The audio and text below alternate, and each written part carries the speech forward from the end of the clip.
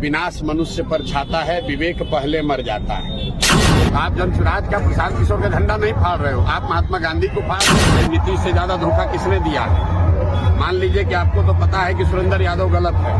बेलागंज में 35 साल से अपराधियों ने अपना कब्जा किया।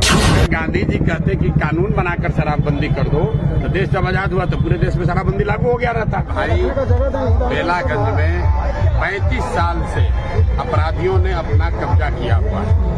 जो आपराधिक प्रवृत्ति के लोग हैं, जो राजनीति करते हैं, अपराध जिनका मुख्य पेशा है, उन लोगों ने बेलागंज को कब्जा किया हुआ है।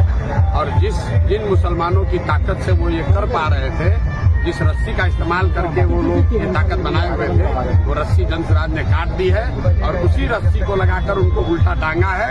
और तीसरे नंबर पर रहेगी आरजेडी, आप नोट करके रख लीजिए।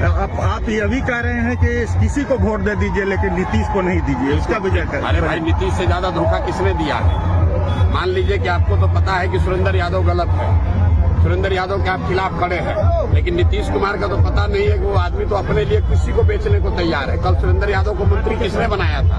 नीतीश कुमार ने बनाया था।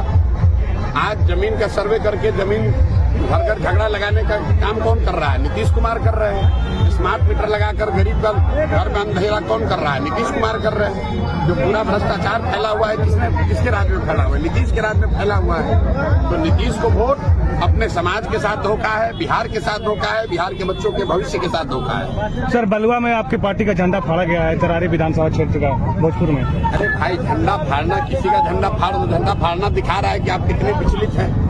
अगर एक और लोग कह रहे हैं कि जनसुराज की ताकत नहीं है और दूसरे ओर जनसुराज का झंडा भी उतार रहे हैं, झंडा पर महात्मा गांधी हैं।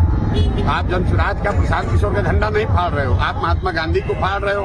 तो दिखाता है कि आपकी प्रवृत्ति क्या है, आपका संस्कार क्या है, आपका कार्यकलाप क्या है। पर मांझी जी ने कहा है कि परिवारवाद की परिभाषा प्रशांत जी को अच्छे से नहीं आता है, ये लालू जी कहते हैं हम नहीं करें। मेरे भाई, ऐसा है, अब मांझी जी की कितनी नहीं ताकत है कि मांझी जी से हमको सीखना है कि किस चीज का परिभाषा क्या है। मांझी जी खुद मंत्री है, उनका लड़का मंत्री है, उनकी पतोह चुनाव लड़ रही है। अगर ये परिवारवाद नहीं है तो परिवारवाद का नया डेफिनेशन, नया परिभाषा मांझी जी लिखे हैं, तो जारी कर दें वेबस्टर वगैरह में, वो सब पब्लिश हो जाए। जेडीयू वाले थे, उनका हम गए थे तो उनका कहना था कि जनसुराज पर महात्मा गांधी का फोटो लगा करके और प्रशांत किशोर जी कहते हैं कि हम शराब चालू करवा देंगे। बिल्कुल चालू करा देंगे। भैया, ऐसा है, सुनो मेरी बात। अरे सुनो, अरे जिसको गांधी का ABCD मालूम नहीं है, जिस नेता ने ये कहा उससे पूछो कि गांधी जी ने कहाँ कहा है शराबबंदी के लिए कानून बना दो। अगर गांधी जी कहते कि कानून बनाकर शराबबंदी कर दो, तो देश जब आजाद हुआ तो पूरे देश में शराबबंदी लागू हो गया रहता।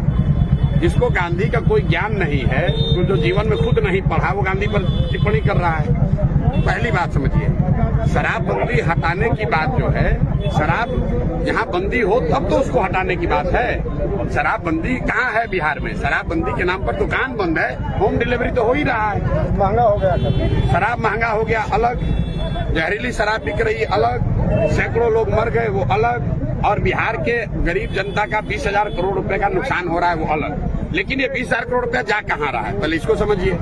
20,000 करोड़ रुपया जा रहा है बिहार के भ्रष्ट अधिकारियों के पास, अधिकारियों से जुड़े राजनेताओं के पास, जिनकी राजनीति, जिनका दलाली, जिनका शराब माफिया के पैसे से जिनका काम चल रहा है, वो तो चाहेगा ही कि शराबबंदी के नाम पर ये ढकोसला चलता रहे।